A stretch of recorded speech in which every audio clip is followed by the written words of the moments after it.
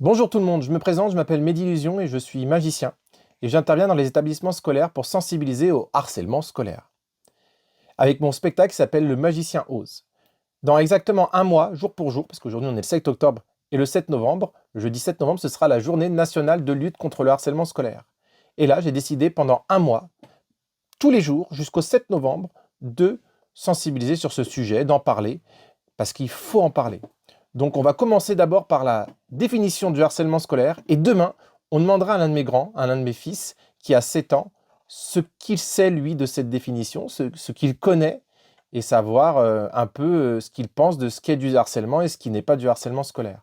D'abord, je vais vous lire la définition que j'ai trouvée sur le site du ministère de l'Éducation, qui est: un élève est victime de harcèlement scolaire lorsqu'il subit de manière répétée des violences verbales, morales ou physiques de la part d'un ou plusieurs autres élèves.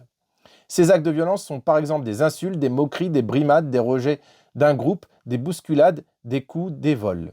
Le harcèlement scolaire peut être commis à l'intérieur ou en dehors de l'établissement scolaire. Le harcèlement scolaire entraîne une dégradation des conditions de vie de l'élève. Cela se manifeste notamment par l'anxiété, la chute des résultats scolaires et la dépression.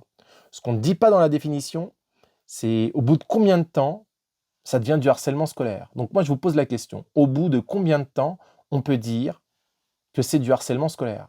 Si vous avez la réponse, je suis intéressé. J'ai Hugo qui lève la main, donc je vais lui demander un début de réponse. Au bout de combien de temps c'est du harcèlement scolaire, Hugo? Jusqu'on en a marre. C'est pas mal, non?